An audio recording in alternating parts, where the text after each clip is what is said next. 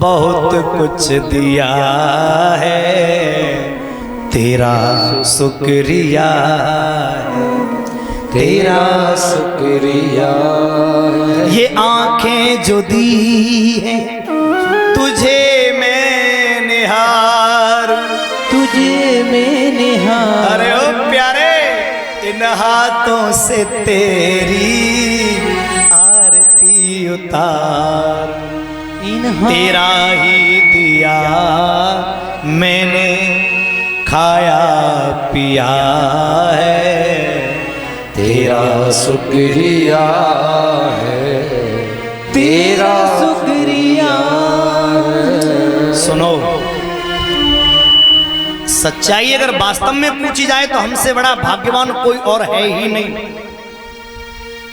जो गाड़ियां खड़ी है ना ये सामने, ये गाड़ियां सुजनो आप खरीद के लाइएगा, एक वर्ष में इनका मॉडल चेंज, दूसरे मॉडल की शुरू। पर वारे मनुष्य, तेरा मॉडल जब से बनाए तब से ये मॉडल चेंज हुआ ही नहीं। कितना भाग्यवान है हम। कबीरदासी का एक बहुत प्यारा भजन में आपको श्रवण कराऊंगा। और इतने भाग्यवान होते हुए भी, इतने नसीबवान भाग्यवान होने के बावजूद भी अगर हम परमात्मा की कथा न सुने, सत्संग में न आवे, तो हमसे ज्यादा अभागा इस दुनिया में कोई है ही नहीं। देखो, बड़ी समझने की बात। गोस्वामी जी ने रामचरितमानस में लिख दिया है कि बड़े भाग्य मानुष तन पावा, सुर दुर्लभ सद ग्रंथन गावा। मनुष्य का शरीर, मनुष्य की जगह किसी और का नाम लिख देते, नहीं लिखा, कौआ तन पावा ना, कोई मतलब ही नहीं। ये मनुष्य का शरीर कर्म योनि है। मैं प्रार्थना करूंगा, भगवान ने हम पर इतनी कृपा करी है, हमारे कर्म के अनुसार ये शरीर मिल गया। अब इस शरीर को पाकर हम ऐसे कर्म करें कि परमात्मा हर बार हमें ये शरीर देता रहे। सुनो, मुक्ति एक जन्म का खेल नहीं है, कोटि जन्म मुनि जतन कराई और अंतराम कहूं आवता। कौन कहता है कि केवल 7 ही जन्म मिलते हैं? मैं कहता हूं आप भगवान का चिंतन करते रहिए, ईमानदारी से जीवन जीते रहिए, आपको न जाने करोड़ों जन्म मिलेंगे मनुष्य के। आपको मौके मिलते रहेंगे, करोड़ों जन्म मिलेंगे। जब तक आप मुक्त नहीं होते, आप अच्छे कर्म करते रहेंगे। और सुनो, इस जन्म में जहां भक्ति तुम्हारी बंद हुई है, अगले जन्म में वहीं से शुरू। आपने देखी कुछ बच्चा बचपन से ही भगवान के भक्त होते हैं, कारण पिछले जन्म में जहाँ खत्म भई है उनकी भक्ति, जा जन्म में मई तो शुरू है गई। ध्रुव की तरह आज कथा सुनेंगे आप ध्रुव की। तो कबीरदास जी ने एक बहुत प्यारा भजन लिखा है, उस भजन को आप लोग सुने। कितना हम कितने सुंदर, और हम कर क्या रहे हैं, क्या कर रहे हैं हम जो कर रहे हैं ना वो करने लायक नहीं है। ये पशुओं के काम कर रहे हैं हम, खाना पीना सोना लेटना बैठना है, एक दूसरे से घृणा। पशु को पशु से सजनो प्यार हो जाता है, लेकिन मनुष्य को मनुष्य से प्यार नहीं होता। ये काम पशुओं के थे पहले, लड़ने भिड़ने के। बाकी नाद में जाते चारों आएगा तो बाने वहां में हुड दही। और हम भी यही कर रहे हैं, पशुओं की तरह लड़ भिड़ रहे, पर हम में उनमें कोई अंतर नहीं बचा। सैम उसी की तरह ये जीवन हम जी रहे हैं। हमारे कबीरदास जी ने भजन लिखा है, अरे काया कुटिया निराली जमाने भर से, काया कुटिया निराली जमाने भर से। अच्छा सही बताइयो, एक छोटी सी बात बता रहा हूं मैं। ये मनुष्य का शरीर जो हमें मिला है, काया कुटिया मिली है। ईमानदारी तो बताइए, काऊ को कवजा है जहाँ पे बड़े बूढ़े बैठे हैं, जहाँ समझदार बैठे हैं, इसका किसी का कब्जा नहीं है शरीर पे। ये 5 लोगों ने मिलकर बनाई है, 5 तरह का इसमें मटेरियल लगा है। इसके मालिक कौन कौन है? चित जल पावक गगन समीरा, पंच तत्व मिल बना 5 तरह का मटेरियल। पृथ्वी आकाश वायु अग्नि जल, इन सबसे मिलकर बनने वाला ये मनुष्य का शरीर प्यारे, ये हमें तो केवल रहने को किराए पर मिला है। काय पे मिला है? किराए पे। अच्छा एक बात और पूछ लूं आपसे, किराए पे जो लोग रहे होंगे उन्हें अभ्यास होगा, मालिक किराएदार से एक शर्तें रखता है, शर्तें रखता है। क्या कहता है? शराब पी के मत आइयो, ज्यादा लोगों मत लइयो, ऊदम आदम मत करियो, सफाई रखियो, है बुरे बुरे कर्म करके मत आइयो, घर में गलत लोगों मत लइयो। यही शर्त रखता है कि नहीं? मालिक जब किराए पर शरीर को देता है घर तब, और यही शर्त परमात्मा ने हम पे रखी। और एक बात बता दूं, अगर तुम काऊ के घर में शराब पी के रहोगे, एक बार कमरा दे देगो, फिर लौट के कमरा एक बार निकाल देगो, फिर दोबारा दे देगो कमरा, तुम्हें शराब पाए जाए नहीं देंगे। और सही बताइए, तुमने जा शरीर में रह के अगर यही काम करे तो परमात्मा एक बार तो दे दो शरीर, एक बार जैसे ही निकले जाते फिर दोबारा जिस शरीर मिले वारो ना है, चाहे पूंछ वारो मिल जाए, सिंह वारो मिल जाए, सूंड वारो मिल जाए, चार पैर वारो मिल जाए, लेकिन लौट के जी कमरा किराए पे। हाँ, ये सच्चाई है जीवन। तो गोस्वामी जी ने कितना सुंदर, नहीं कबीरदास जी ने कितना सुंदर लिखा है, काया कुटिया निराली जमाने भर से, काया कुटिया निराली जमाने भर से। और भैया सबसे बड़ी बात बता दूं मैं, ये काया कुटिया कितने दरवाजे की है? 10 दरवाजे वाली जमाने भर से। 9 दरवाजे तो सबने पता है, 9 दरवाजे तो दिखते हैं, लेकिन 10वां द्वार ये ब्रह्मरंध्र होता है, इसे VIP गेट कहते हैं। इसमें परमात्मा आता है और इसी से परमात्मा, ये परमात्मा का द्वार है, हमारा तुम्हारा नहीं। तो 10 दरवाजे की ये कुटिया, कितना सुंदर भाव, काया कुटिया निराली जमाने भर से, काया कुटिया निराली जमाने भर से, 10 दरबार जो वाली जमाने भर से। और भैया एक बात और सुन ले प्यार दे, सबसे सुंदर जामे आंख की खिड़की, सबसे सुंदर जामे आँख की खिड़की। अरे परमात्मा धन्य है तू, ये शरीर कितना ढाल के बनाया उस मालिक ने। इन आंखों की जगह सजनों कुछ और रख देता, कितना बुरा लगता। हसीबे की बात ना सही बताइयो, जो कान आंखने की जगह होते तो कितना बुरा लगता शरीर। और बारे मालिक सब शोध के, हाँ सब कुछ शोध के बनाया। एक आदमी ने कहा, हम कितने VIP हैं, वास्तव में VIP हैं।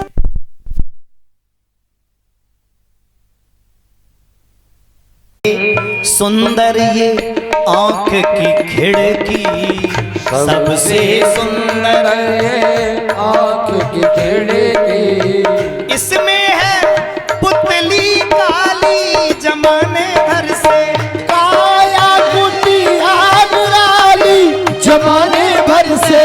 अरे वाह, बात चल रही थी सजनों VIP की, तो सुन ले हो। सुनते श्रवण जिनासिका सूंघे, सुनते श्रवण नासिका सूंघे। VIP की बात चल रही थी, VIP 2 महात्मा है, महात्मा। अब एक महात्मा झोपड़ी में रहता था, एक महात्मा बड़े बड़े 2 मंजिल के आश्रम में रहता था, VIP। तो VIP महात्मा, झोपड़ी वाले महात्माएं एक जगह भंडारे में लगे, और कई सुन सेठ को भंडारा होश में रहिए, नहीं तू हाथ डाल दे खीर में, चम्मच मिले ही वहां, चम्मच दे खाना नहीं तुम्हें बेइज्जती करवावे। अब झोपड़ी वाले महात्मा देसी, उनने कहा वो चम्मच दे खाओ ना है, तो बैठ गए खाए वे, भूख के मारे प्राण निकले जाए। अब खीर इतनी गर्म है, लाल लाल खीर निकाले के धर दी कटोरी में। महात्मा जी बोले ठीक है भैया चम्मच दे खाएंगे। अब चम्मच का बताए दे, सो भरी चम्मच भूख के मारे, और जैसे ही मुंह में दई सो जीभ पे छन्न है गई। बाबा ने फेंकी चम्मच, भाड़ में जाए तेरी संस्कृति। हमारी तो हाथ ही बढ़िया है, कम से कम छुई के पता तो चल जाती कि ठंडो है क्या। अच्छा सही बताइए, हम VIP हैं कि नहीं? जे हाथ बतावते हैं भोजन ठंडो है के गरम, फिर नाकते नासिका बताते हैं कि जी सड़तो ना गो सही है कि ना खाए लायक, फिर बाके बाद में जीभ बतावत है खटियाए तो ना गो घुसतो ना गो, और तब कहूँ जाए कि पेट में जाता है। इतने VIP फिर भी भगवान का भजन नहीं करते। कितना सुंदर शरीर दे दिया।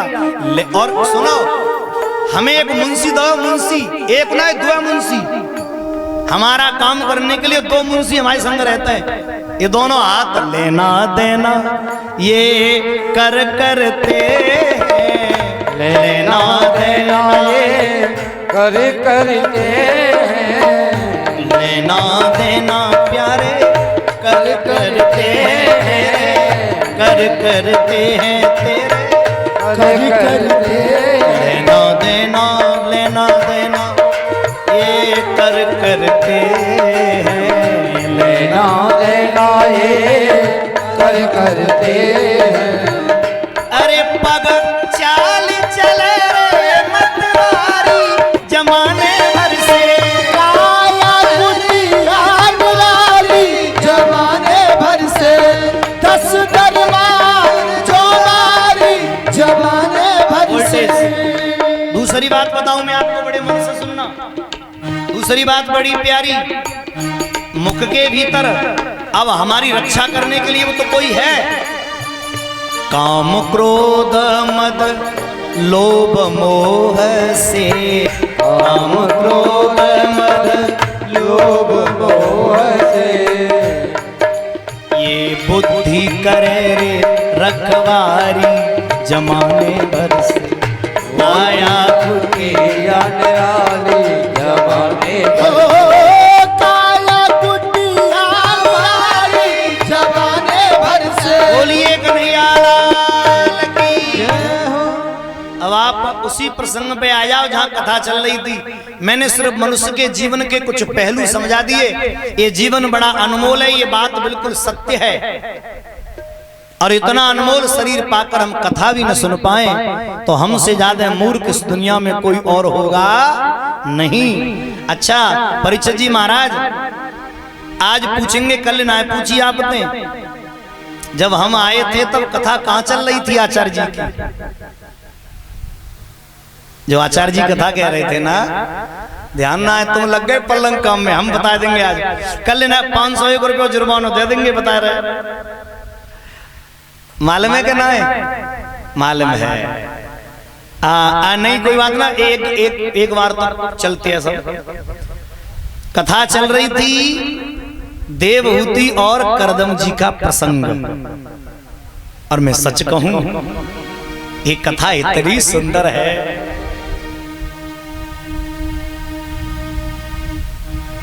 आपने सुना भी यहाँ। महाराज करदम जी का आश्रम देवहूति ने जब देखा था ना, तो देवहूति की आंखों से आंसू निकल पड़े थे। ये अभी कथा सुना रहे थे आचार्य जी हमारे।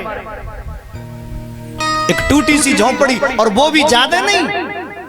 उस झोंपड़ी में 3x3 का सजनो एक आसन पड़ा है, और उसी पर रहते महाराज जी। ऊपर चिड़ियां रहती, नीचे महाराज जी, और जमीन में सांप बिल और चूहों के बिल। ये कथा भी आप सुन रहे थे। मैं यहीं से कथा प्रारंभ करूं क्योंकि एक एक शब्द आपको सुनने को मिले। मैं चाहता हूं कथा छूटे नहीं। बहुत सुंदर ये प्रसंग बड़े गौर से सुने। महाराज करदम की कृपा से देवहूति के देखो अपना तो लिया, लेकिन शर्त रखी कि एक पुत्र होते ही वन को भजन करने चला जाऊंगा। लेकिन प्रभु की तो कृपा ऐसी हुई कि एक पुत्र के चक्कर में 9 बेटी हो गई, और 9 बेटियों में अनुसुईया का भी तो नाम है। एक पुत्र हुआ, और पुत्र साक्षात परमात्मा। जोर से बोलना पड़ेगा, बोलिए कपिल भगवान की। आज तुम वो कथा सुनोगे जो हमारे समाज में भ्रांति है कि कभी गुरु अपने से छोटा नहीं बनाना चाहिए। ऐसा लोग बोलते हैं ना, अपने से कम उम्र का गुरु नहीं बनाना चाहिए, ऐसा लोग कहते हैं।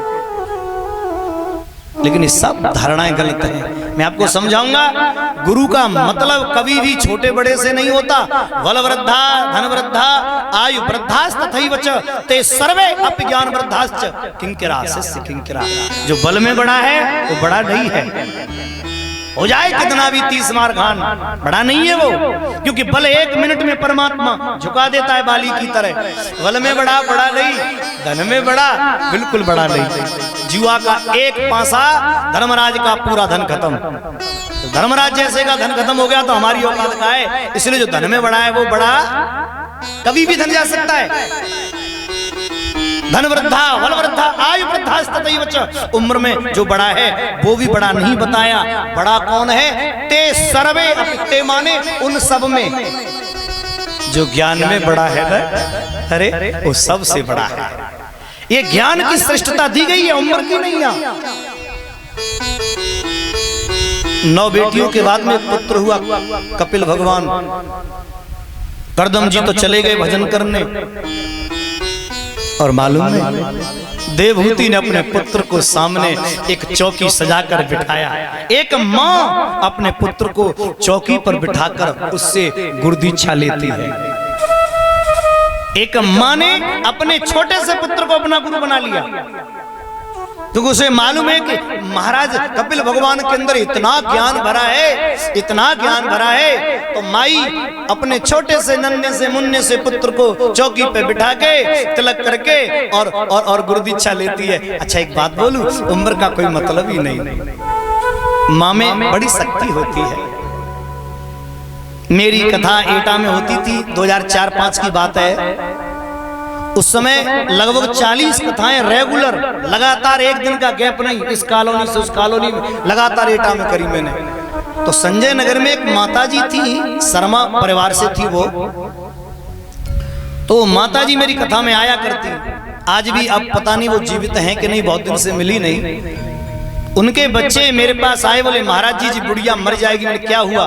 बोले रात में बर्रात है कि बिहारी जी को गुरु बनाऊंगी। मैंने कहा मैया मेरी उम्र कितनी कम, तुम इतनी बड़ी। बोले उम्र से कोई मतलब नहीं। और पता कहा? बोली बेटा पहला गुरु बनायो मैंने, वो चलाओ 5 साल, 5 साल बाद मर गए। सोचिए वो दूसरा बनाओ, 11-12 साल बाबू ने काटी, तीसरा बनाया 20-21 साल काटेगा बेटा। अब चौथों में तुम्हें बना रही। मैंने माता जी मेरी कचो मरना है, भाई मुझे मत बनाओ, तुम आए तुझे इतिहास जुड़ गया है। बोले नहीं नहीं बनाऊंगी। अच्छा मैंने बहुत मना किया। वो लगभग 80 साल की थी अम्मा उस समय। कितनी उम्र थी उनकी, वो इतनी जिद पकड़ गई बच्चे की तरह, गुरु बना लिया। और उनकी आदत मंच पे आती, पैर छूती और मेरे पैर छू के और अपने हाथ मेरे सर पे रख देती। मैंने कहा जी कौन सा तरीका है, मेरे ही पैर छूती हो, हाथ मेरे सर पर रख देती हो। तब उन्होंने जो बात कही वो सुनकर मुझे बड़ा अच्छा लगा। उन्होंने कहा बेटा देखो तुम मेरे गुरु हो इसलिए पैर छूती हूँ, और तुम मेरे नाती के बराबर हो इसलिए आशीर्वाद देती हूँ। बोलिए गोविंद भगवान। हाँ ये भाव माता देवहूति ने कपिल भगवान को चौकी पे बिठाया, और प्रभु कपिल से मां ने कहा बेटा आज हम तुमसे कुछ पूछना चाहती हैं। मेरा पहला प्रश्न तो लाला ये है कि मैं क्या करूं, मेरी समझ में नहीं आता, ये मेरा मन बस में नहीं है। आंख कहती है कि सुंदर रूप देखूं, ये आपके मतलब की बात बता रहा हूं मैं। सभी संत भगवान, सभी युवा, सभी माताएं, क्योंकि कथाओं में सिर्फ और सिर्फ अब लीलाएं शुरू रह गई हैं। ये बातें बहुत कम तुम्हें समझा रहा हूं, एक एक पूरी भागवत का निचोड़ है इस कथा के अंदर। मां ने प्रश्न किया बेटा, संत कहते हैं मन को परमात्मा में लगाओ, पर मन तो लगता ही नहीं, और जब मन परमात्मा में नहीं लगेगा तो फिर भजन होगा कैसे। आंखें कहती हैं सुंदर रूप देखूं, कान कहते हैं सुंदर दुनिया के भजन सुन, गीत सुनूं, छज्जे ऊपर बोयो बाजरो। हाँ ये जीव कहती है कि मैं एक दूसरे की चुगली कर लूं, ये जीव मेरी कहती है कि जब तक मैं चुगली नहीं करूंगी तब तक वो चैन हो। और ये हाथ कहते हैं कि ब्याज का पैसा गिन लूं, ये पैर कहते हैं कि बस पैर का तो बस पूछो ही मत, इधर से उधर बातें करने के लिए पैर ही तो जाते हैं। ये मेरी इंद्रियां मेरे बस में नहीं है, मेरी इंद्रियां मेरे बस में कैसे होंगी। और मेरा दूसरा प्रश्न है बंधन किसका होता है, मन का, शरीर का या आत्मा का।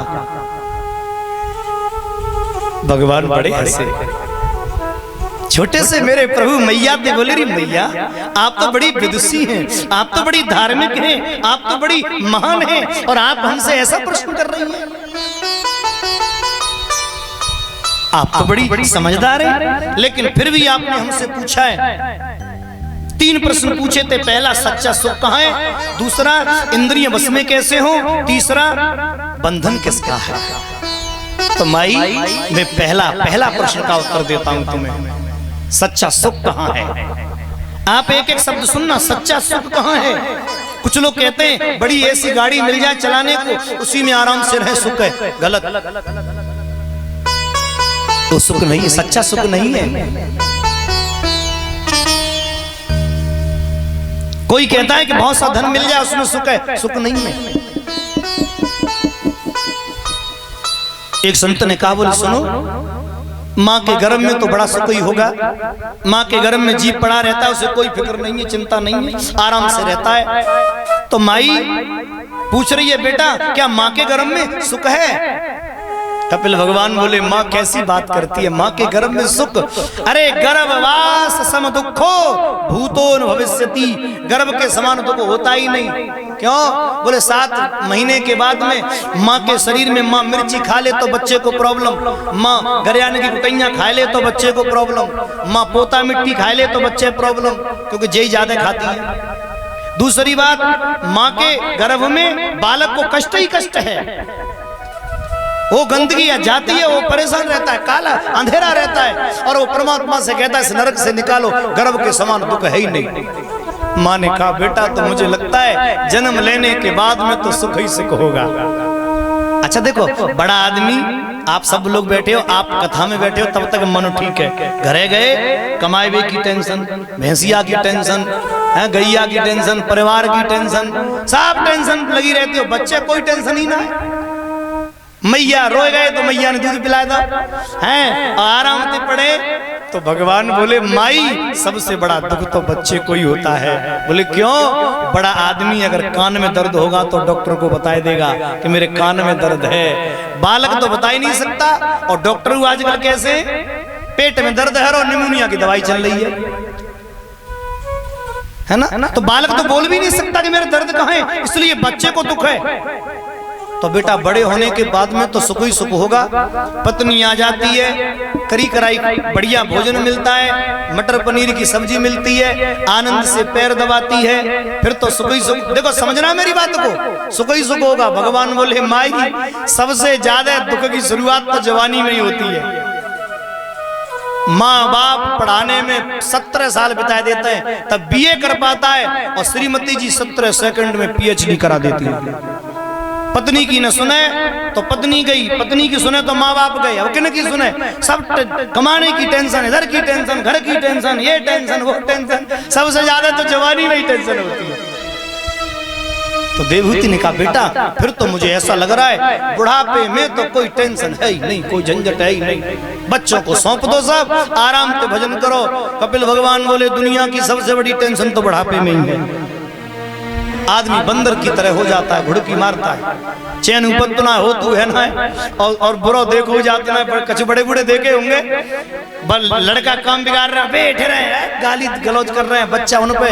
तो बहन भाइयों, ये स्थिति बुढ़ापे की, कमर काम नहीं करती, खांसी आती है, जुकाम हो जाता है, और ये सारी नाड़ियां शिथिल हो जाती हैं, दांत उखड़ जाते हैं, कान काम नहीं करते, आंखें काम नहीं करती, लेकिन मन अभी तक परमात्मा में ना लगो, मन विचलित होता है। दुनिया की सबसे बड़ी टेंशन तो बुढ़ापे में। बोले फिर सुख है कहाँ? तब कपिल भगवान बोले, सुन मैया, सुख कहाँ है?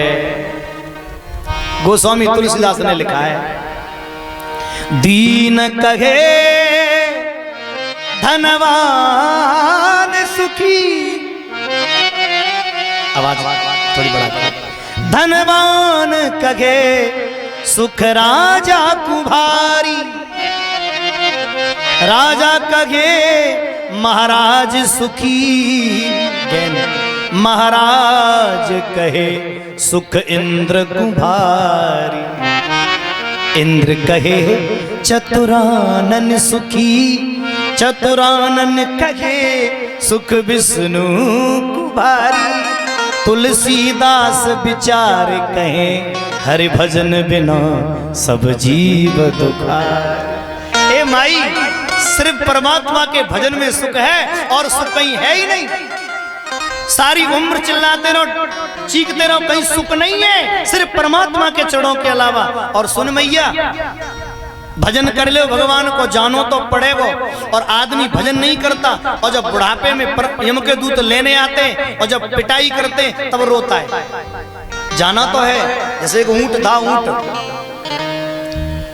और राजस्थान की बात है, एक नदिया ही सो ऊंट उठवरिया वह बाप पार ले जा रहा नाम में, ऊंट नाम में ना चढ़ रहो। अब सब कर्म है गए, पर ऊंट नाम में उठवरिया ने उठाओ डंडा और घुटनों में मारे, इतने मारे कि सजनों घायल कर दिया। और इतनी पिटाई करी कि ऊंट को नाप पे चढ़ना जानो तो समझने, पर कोई पिट पिट के जाते है, कोई आराम से हंस के। अब पिटवे का मतलब दुनिया के ना पीट रहे, यम के दूत पीटते आएंगे, इतनी मार देते हैं सजनों। उस समय जाना तो पड़ेगा। किसी ने एक बड़ी अच्छी भोजपुरी में गीत है बड़ा प्यारा, आप लोग सब सुनो, आनंदते हैं। अरे बुरो लगे चाहे नो नो जी, आप सबके मतलब का गीत है जी। पहले ब्याह है जाते